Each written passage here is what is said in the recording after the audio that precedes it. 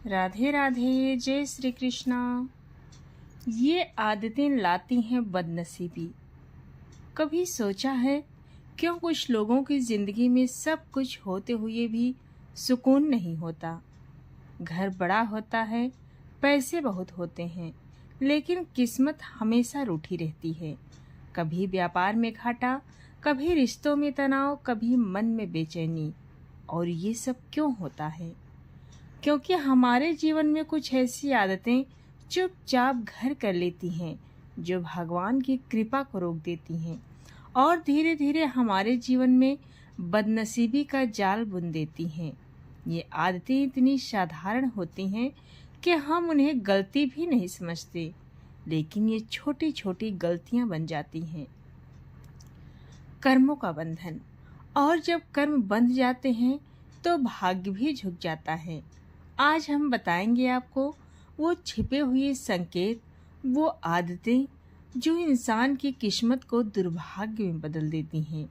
वो आदतें जो माता लक्ष्मी को नाराज करती हैं और वो आदतें जो भगवान भी सहन नहीं करते। तो हो जाइए तैयार, क्योंकि आज की ये वीडियो केवल कोई कथा या कहानी नहीं, बल्कि आपके जीवन की सच्चाई है, जो अगर आपने समझ ली तो बदनसीबी भी आपके दरवाजे से लौट जाएगी। हर व्यक्ति की अपनी एक अलग अलग आदत होती है। अच्छी आदतों से सम्मान और प्रतिष्ठा प्राप्त होती है, वहीं बुरी आदतों के कारण कई समस्याओं का सामना करना पड़ता है। ज्योतिषियों के मुताबिक व्यक्ति की कुंडली में जिन ग्रहों का ज़्यादा कम प्रभाव होता है, उसी के कारण व्यक्ति की आदतें अच्छी और बुरी हो जाती हैं। जिस ग्रह का प्रभाव अच्छा होता है, उसी हिसाब से आदतें भी अच्छी हो जाती हैं, और जिन ग्रहों का प्रभाव बुरा होता है, उसी हिसाब से आदतें भी बुरी हो जाती हैं। कई बार ऐसा भी देखा गया है कि व्यक्ति की आदतों के हिसाब से ही ग्रह कमजोर या मजबूत हो जाते हैं। बुरी आदतों के कारण हम कई बार हमारे मजबूत ग्रह भी खराब हो जाते हैं। ऐसे में जरूरी है कि आप ऐसी आदतें अपनाएं जिससे आपके ग्रह कमजोर होने के बजाय मजबूत बने।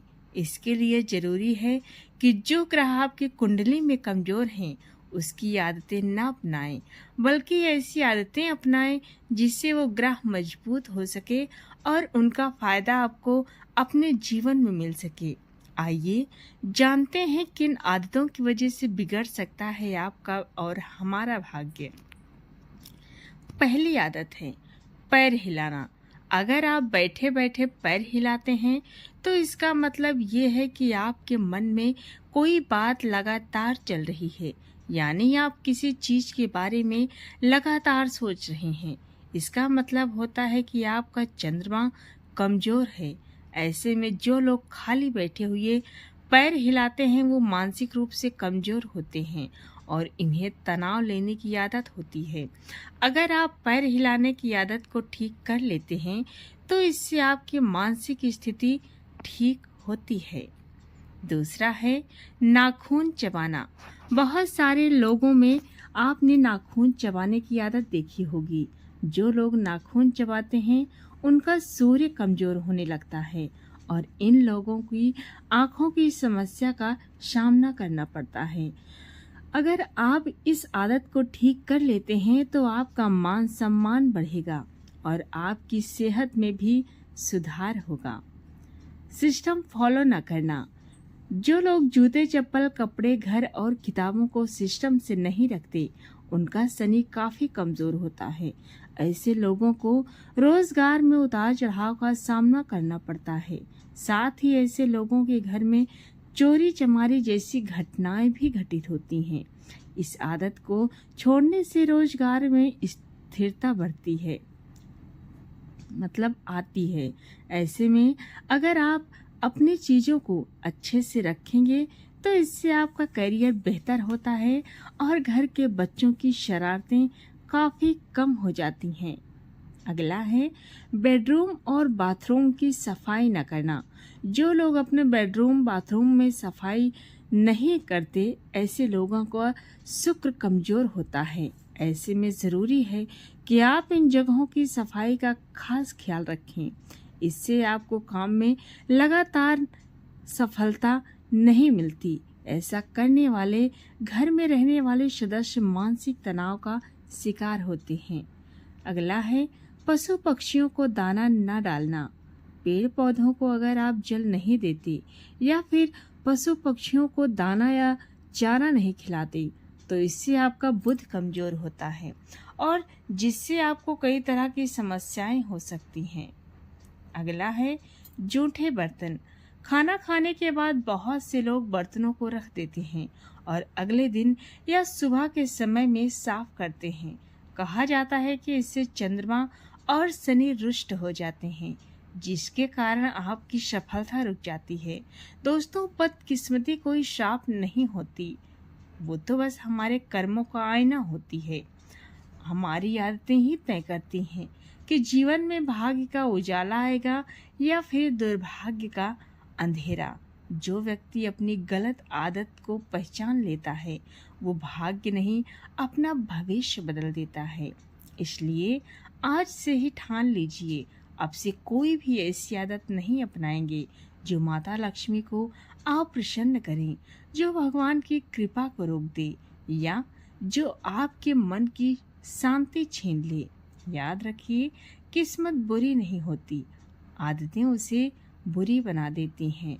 अगर ये वीडियो आपके जीवन में एक भी परिवर्तन लाए तो इस दिव्य ज्ञान को दूसरे तक पहुंचाए और चैनल को सब्सक्राइब करें, क्योंकि ऐसे ही पौराणिक, प्रेरक और रहस्यमयी जानकारी हम आपके लिए रोज लाते रहेंगे। जय माँ लक्ष्मी, जय श्री हरि विष्णु। अगली कथा है मणिकर्णिका घाट की। भारत देश में धार्मिक स्थलों में कुछ स्थल ऐसे भी मौजूद ही हैं जो रहस्यमयी हैं, जिनका वर्णन कर पाना मुश्किल होता है।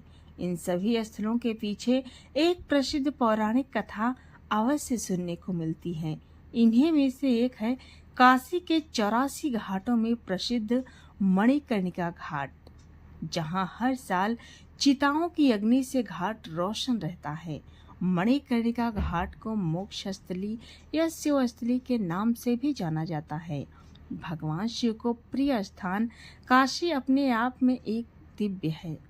कहते हैं मणिकर्णिका घाट में यदि किसी मनुष्य की चिता जलाई जाती है तो उसे मोक्ष प्राप्त होता है।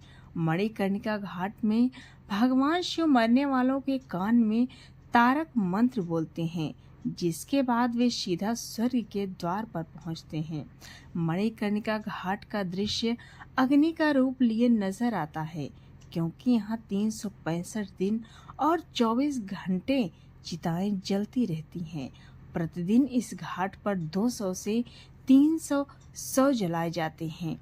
घाट के पास ही भगवान शिव और माता पार्वती का मंदिर है, जहां शव के साथ आने वाले लोग पहले भगवान शिव के दर्शन कर फिर अंतिम क्रिया के लिए शव को लेकर जाते हैं।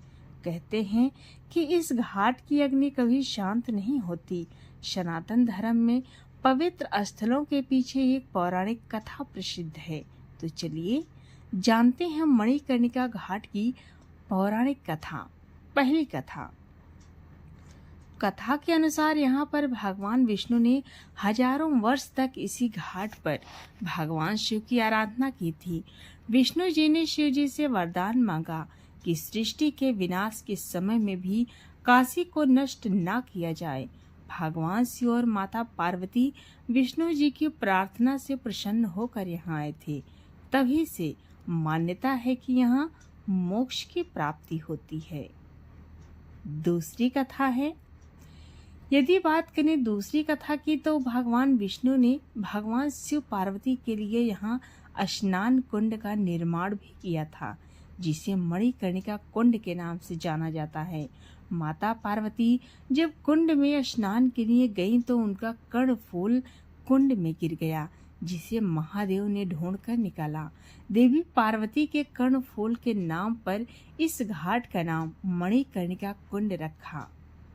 तीसरी कथा, इस कथा के अनुसार जब देवी सती ने अग्नि स्नान कर लिया था तब भगवान शिव ने देवी सती के पार्थिव शरीर का दाह संस्कार इसी कुंड पर आकर किया था, जिसे महाशमशान के नाम से जाना जाता है। मोक्ष की चाह रखने वाला इंसान जीवन के अंतिम पड़ाव में यहाँ आने की कामना करता है, तो वहीं इससे जुड़ी एक और हैरान कर देने वाली बात यह है कि यहाँ पर साल में एक दिन ऐसा भी होता है जब नगर वधू पैर में घुंघरू बांधकर यहाँ नृत्य करती है। मौत के मातम के बीच वे नाचती गाती हैं और नाचते हुए वे ईश्वर से प्रार्थना करती हैं कि उनको अगले जन्म में ऐसा जीवन न मिले। मणिकर्णिका घाट पर शव के मोक्ष की अंतिम क्रिया श्राद्ध आदि भी किया जाता है।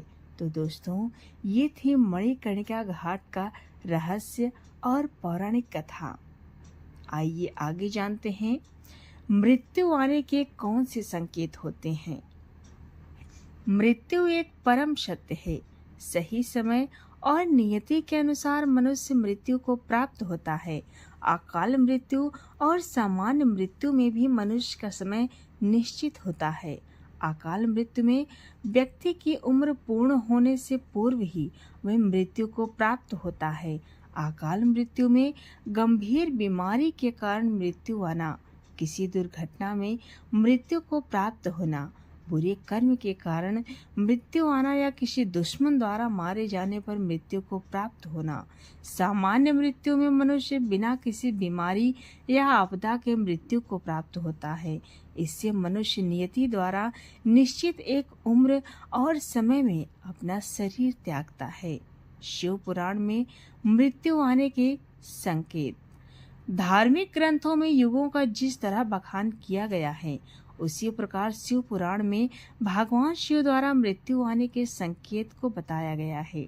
इस बात का वर्णन स्वयं काल ने किया है, क्योंकि मृत्यु आने के संकेतों को मनुष्य पहचाने और वे सही कर्म की ओर अग्रसर हो जाए।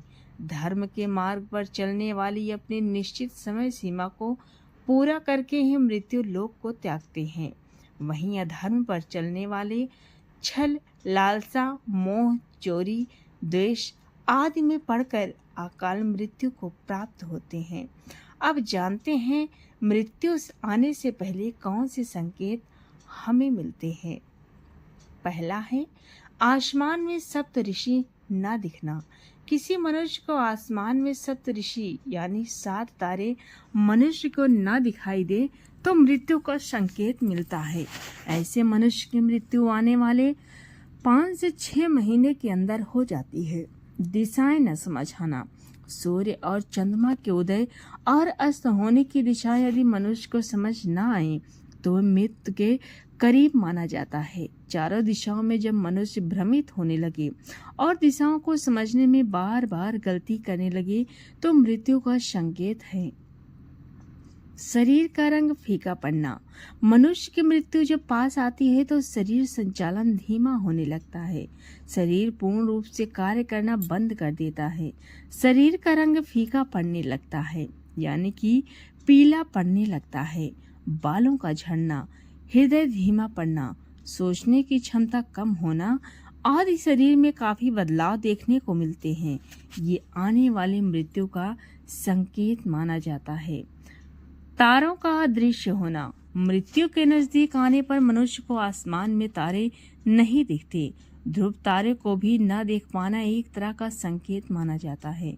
आसमान नीले की जगह लाल दिखना, ये अकाल मृत्यु का संकेत होता है। ऐसे में व्यक्ति के पास कुछ ही समय शेष होता है, क्योंकि लाल आसमान का दिखना यमराज के आने का आगमन दिखना कहलाता है। परछाई न दिखना। मृत्यु निकट है उसका एक संकेत है परछाई न दिखना। धूप में, शीशे में, पानी में, तेल में, घी में, शाम के वक्त चलते समय सड़क पर परछाई का न दिखना जल्द ही मृत्यु का संकेत बताया गया है। अगला है नीली मक्खियां दिखना।